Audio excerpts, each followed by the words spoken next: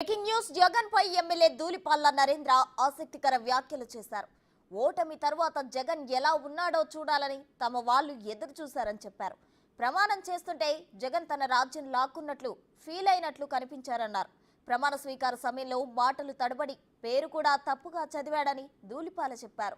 ప్రమాణం తర్వాత సీట్లో కూర్చోకుండా ఇంతవరకు ఏ ఎమ్మెల్యే వెళ్ళిపోలేదని జగన్ మాత్రం అలా చేశాడని విమర్శించారు. వైఎస్ జగన్మోహన్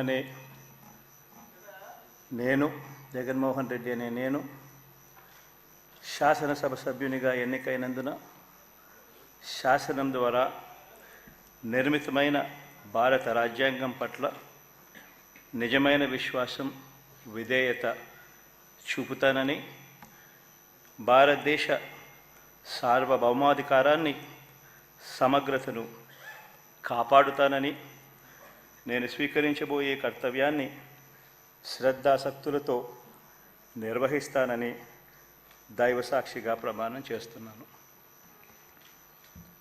ఆంధ్రప్రదేశ్ శాసనసభ సభ్యుడైన